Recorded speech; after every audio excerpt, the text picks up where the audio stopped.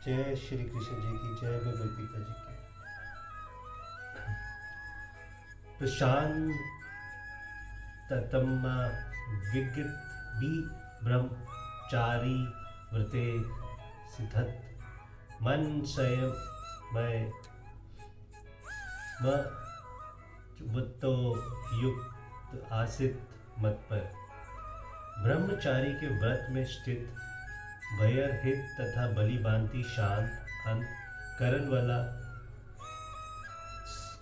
वाला सावधान योगी मन को रोक कर मुझ में चित्त वाला और मेरे परायण होकर स्थित होवे।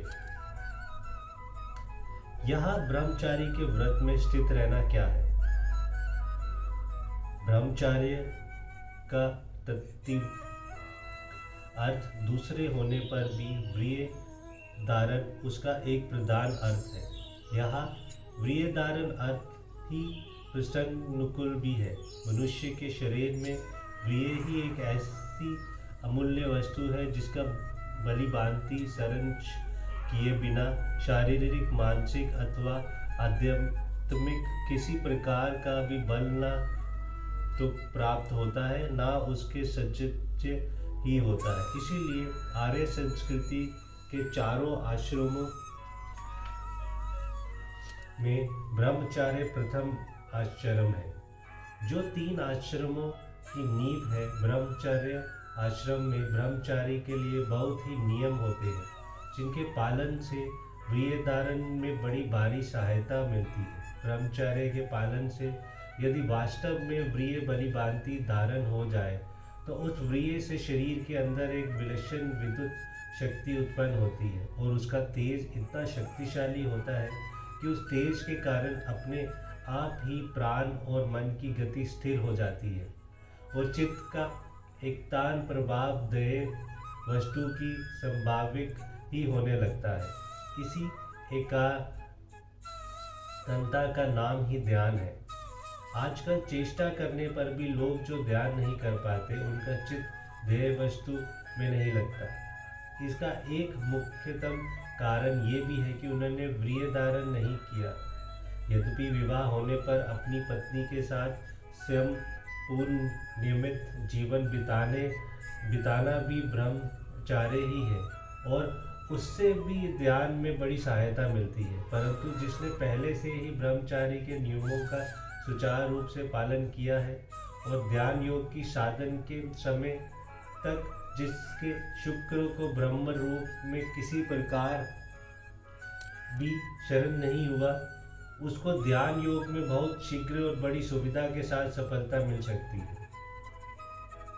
मनुस्मृति आदि ग्रंथों में तथा अन्य शास्त्रों में ब्रह्मचारी के लिए पालन व्रतों को बड़ा सुंदर विधान किया गया है। उनमें प्रधान ये है कि ब्रह्मचारी नित्य स्नान करे, उपटन न लगावे, सुरमा न डाले, तेल न लगावे, इत्र फूल आदि सुगंधित वस्तु का व्यवहार न करे, फूलों के हार और गहने न पहने, नाचना गाना बजाना न करे, जूते न पहने, छाता न लगवे, पलंग पर न सोवे, जुआ न खेले, स्त्रियों को न देखे, स्त्री संबंधी चर्चा तक कभी न करे, नियमित सदा भोजन करे, कोमल वस्त्र न पहने, देवता ऋषि गुरु का पूजन सेवन करे, किसी से विवाद न करे, किसी की निंदा न करे, सत्य बोले, किसी का तिरस्कार न करे, अहिंसा का पूर्ण पालन करे, काम क्रोध लोभ का स्वर्थता त्याग कर दे, अकेला सोवे, व्रतपात कभी ना होने दे। इन सब व्रतों को बलिभांति पालन करे। ये ब्रह्मचारी के व्रत है। भगवान ने ये ब्रह्मचारी व्रत की बात कहकर आश्रम धर्म की और भी संकेत किया है। जो अन्य आश्रमी लोग ध्यान योग का साधन करते हैं, उनके लिए भी व्रिय धारण या व्रिय संरक्षण बहुत ही आवश्यक है और व्रिय धारण में उपयुक्त नियम बड़े सहायक है। यहाँ यही ब्रह्मचारी का व्रत है और दृढ़ता पूर्वक इसका पालन करने ही उसमें स्थित होना है। विक्तमी का क्या अभिप्राय है? परमात्मा स्वतंत्र है और ध्यान योगी परमात्मा का ध्यान करके उन्हें देखना चाहता है, फिर वह डरे क्यों? अतएव ध्यान करते समय साधक को निर्भय रहना चाहिए। मन में जरा भी भय रहेगा तो एकांत और निरंजन स्थान में स्वाभाविक ही चित्त में विक्षेप हो जाएगा। इसीलिए साधक को उस समय मन में ये दृढ़ सत्य धारण कर लेना चाहिए कि परमात्मा सर्वशक्तिमान है और सर्वव्यापी होने के कारण यहाँ भी सदा है ही। उनके रहते किसी बात का भय नहीं है। यदि कदाचित प्रारब्धवश ध्यान करते करते मृत्यु हो जाए तो उससे भी परिणाम में परम कल्याण ही होगा। सच्चा ध्यान योगी इस विचार पर दृढ़ रहता है, इसी से उसे विक्तमी कहा गया है। प्रशांतात्मा का क्या अभिप्राय है? ध्यान करते समय मन से राग द्वेष और हर्ष योग और काम क्रोध आदि दूषित वृत्तियों को तथा सांसारिक संकल्प विकल्पों को स्वतः दूर कर देना चाहिए। वैराग्य के द्वारा मन को स्वतः निर्मल और शांत करके ध्यान योग का साधन करना चाहिए। यही भाव दिखलाने के लिए प्रशांततमा विशेषण दिया गया है। युक्त विशेषण का क्या अभिप्राय है? ध्यान करते समय साधक को निद्रा, आलस्य और प्रमाद आदि विद्रोह से बचने के लिए खूब सावधान रहना चाहिए। ऐसा न करने से मन और इंद्रियाएं उसे धोखा देकर ध्यान में अनेक प्रकार के विघ्न उपस्थित कर सकती है। इसी बात को दिखलाने के लिए युक्त विशेषण दिया गया है। मन को रोकना क्या है? एक जगह न रुकना और रोकते रोकते भी बलात्कार से विषयों में चले जाना मन का स्वभाव है। इसी मन को भलीभांति रोके बिना ध्यान योग का साधन बन सकता है। इसीलिए ध्यान करते समय मन को भाव विशेषों से भलीभांति हटाकर उसे अपनी लक्ष्य में पूर्ण रूप से निरुद्ध कर देना, यानी भगवान में तन्मय कर देना ही यहाँ मन को रोकना है। मत जीवित का क्या भाव है? ध्येय वस्तु में चित्त के एकांत प्रभाव का नाम ध्यान है। वह ध्येय वस्तु क्या होनी चाहिए, यही बतलाने के लिए भगवान कहते हैं कि तुम अपने चित्त को मुझ में लगाओ। चित्त सहज ही उस वस्तु में लगता है जिसमें यथार्थ प्रेम होता है। इसीलिए ध्यान योगी को चाहिए कि वह परम हितैषी, परम सुहद, परम परमास्पद परमेश्वर के गुण, प्रभाव, तत्व और रहस्य को समझकर संपूर्ण जगत से प्रेम हटाकर एकमात्र उन्हीं को अपना ध्येय बनावे और अन्य भाव से चित्त को उन्हीं में लगाने का अभ्यास करें। भगवान के प्रयाण होना क्या है? जो परमेश्वर अपने ध्येय बनाकर उनके ध्यान में चित्त लगाना चाहता है वह उन्हीं के प्रयाण भी होगा ही। अतएव मत पर पद से भगवान ये बात दिखलाता है कि ध्यान योग के साधक को ये चाहिए कि वह मुझको ही परम गति, परम दय, परम आश्रम और परम महेश्वर तथा सबसे बढ़कर प्रेमासक्त मानकर निरंतर मेरे ही आश्रित रहे और मुझी को अपना एकमात्र परम रक्षक, सहायक, स्वामी तथा जीवन और प्राण और स्वर सब मानकर मेरे प्रत्येक वृंदावन में परम संतुष्ट रहे। इसी का नाम भगवान के प्रयाण होना है। इस श्लोक में बतलाया हुआ है ध्यान सगुण परमेश्वर का है, ये निर्गुण ब्रह्म का, और उस ध्यान का भेदभाव से करने के लिए कहा गया है कि या अभेद भाव से। इस श्लोक में मच्चित और मत पर पद को प्रयोग हुआ है। अतएव यहाँ निगुण ब्रह्म के तथा अभेद भाव के ध्यान बात नहीं है। इसीलिए ये समझना चाहिए कि यह उपाय उपास्य और उपवास का भेद रखते हुए सगुण परमेश्वर के ध्यान की ही रीति बतलाई गई है। यहाँ सगुण के ध्यान की रीति बतलाई गई है, ये तो ठीक है, परंतु ये सगुण ध्यान सर्वशक्तिमान सर्वदार परमेश्वर के निराकार रूप का है। ये भगवान श्री शंकर, श्री विष्णु, श्री राम, श्री कृष्ण प्रभृति साकार रूप में से किसी एकांक है। भगवान के गुण, प्रभाव, तत्व और रहस्य को समझकर मनुष्य अपनी रुचि, स्वभाव और अधिकार के अनुसार जिस रूप में सुगमता से मन लगा सके, वह उसी रूप का ध्यान कर सकता है, क्योंकि भगवान एक ही है और सभी रूप अनेक उनके हैं। अतएव ऐसी कल्पना नहीं करनी चाहिए कि यह अमुक रूप विषय के ध्यान के लिए ही कहा गया है। अब यहाँ साधकों की जानकारी के लिए ध्यान के कुछ संपूर्ण वर्णन किए जाते हैं।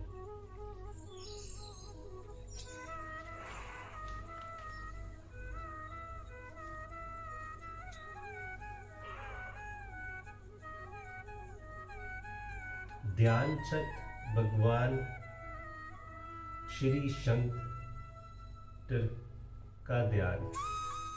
श्री शंकर का ध्यान हिमालय गौरी शंकर शिखर पर स्वतः एकांत देश में भगवान शिव ध्यान लगाए प्रताप से विराजित है। उनका शरीर अत्यंत गौर वर्ण है, उस पर हल्की सी लालिमा छाई है।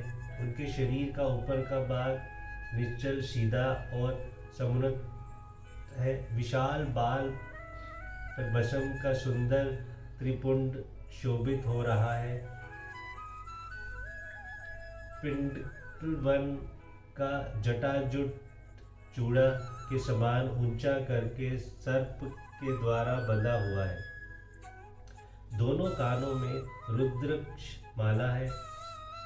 ओढ़ी हुई वृक्ष की काली मृगशाला की श्यामता नीलकंठ की प्रभा से और भी घनीभूत हो रही है। उनके तीनों नेत्रों की दृष्टि नासिका के अग्रभाग पर स्थिर है और उन नीचे की ओर झुके हुए स्थिर निष्पन्द नेत्रों से उज्जवल ज्योति निकलकर इधर उधर छिटक रही है। दोनों हाथ गोद में रखते हुए है। ऐसा जान पड़ता है कि मानो कमल खिल गया है। उन्होंने समाधि अवस्था में देह के अंदर रहने वाले वायु समूह को निरुद्ध कर रखा है, जिससे देखकर जान पड़ता है मानो कि जल पूर्ण और आडंबर रहित बरसने वाले बादल है अथवा तरंगहीन प्रशांत महासागर है, या निवृत्त देश में स्थित निष्कल ज्योतिमय दीपक है। भगवान श्री विष्णु का ध्यान अपने हृदय कमल पर या अपने सामने जमीन से कुछ ऊंचे पर स्थित एक रक्तवर्ण के सहस्त्रदल कमल पर भगवान श्री विष्णु सुशोभित है। नील मेघ के समान मनोहर नील वर्ण है। अब सभी अंग परम सुंदर है, बलि भांति आभूषण के विभूषित है। श्री अंग से दिव्य गंध निकल रही है। अति शांत और महान सुंदर मुखार विंद है। विशाल और मनोहर चार लंबी भुजाएं हैं। अत्यंत सुंदर और रमणीय गिरवा है। परम सुंदर गोल कपोल है। मुख मंडल मनोहर मंद मुस्कान से सुशोभित है। लाल लाल होंठ और अति सुंदर नुकीली नासिका है। दोनों कानों में मकार कृति कुंडल जल मल्ला रहे हैं।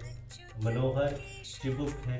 कमल के समान विशाल और प्रफुल्लित नेत्र है और उनसे स्वाभाविक ही दया, प्रेम, शांति, समता, ज्ञान, आनंद और प्रकाश की अजस्र धारा बह रही है। उन्त कंधे है, मेघश्याम नील प्रद्वन शरीर पर स्वर्ण वन पीताम्बर शोभ्यमान है। लक्ष्मी जी के निवास स्थान वक्षस्थल में श्रीवत्स का चिन्ह है। दाहिने ऊपर के हाथ में सुंदर अत्यंत उज्जवल किरणों से युक्त चक्र है। नीचे के हाथ में कुमोद की गदा है। बाएं ऊपर के हाथ में सुंदर श्वेत विशाल और विजय पंचन्य शंख है और नीचे के हाथ में सुंदर रत्नवर्ण कमल सुशोभित है। गले में रत्नों का हार है। हृदय पर तुलसी युक्त वनमाला है। वैजयंती माला और कौस्तुभ मणि विभूषित है। चरणों में रजत टित बजने वाले नुपुर है और मस्तक पर दे दीप्यमान किरीटी है। विशाल उन्नत और प्रकाशमान ललाट पर मनोहर उद्वरपूर्ण तिलक है। हाथों में रत्नों के कड़े, कमर में रत्न जटित करदानी, भुजाओं में बाजूबंद और हाथों में की उंगलियों में रत्नों की अंगूठियां सुशोभित है। काले घुंघराले केश बड़े ही मनोहर है। चारों ओर करोड़ों सूर्यों का सा परंतु शीतल प्रकाश छा रहा है तथा उसमें से प्रेम और आनंद का अपार सागर उमड़ चला आ रहा है। भगवान श्री राम का ध्यान। अत्यंत सुंदर मणिरत्नमय राज्य सिंहासन है। उस पर भगवान श्री कृष्ण, श्री रामचंद्र, श्री सीता जी के सहित विराजित है। नवीन तुवत के समान श्याम वर्ण है। कमल दल के समान विशाल नेत्र है। बड़ा ही सुंदर मुखमंडल है। विशाल बाल पर उद्दव्र पुंड तिलक है। दुलतराले काले केश है। मस्तक पर सूर्य के समान प्रकाश युक्त मुकुट सुशोभित है। मनुमन मोहन महान लावण्य है। दिव्य अंक पर पीताम्बर विराजित है। गले में रत्नों के हार और दिव्य पुष्पों की माला है। देह पर चंदन लगा है। हाथों में धनुष बाण लिए है। लाल होंठ है, उन पर मीठी मुस्कान की छवि छा रही है। बाई और श्री सीता जी विराजित है। इनका उज्जवल स्वर्ण वर्ण है।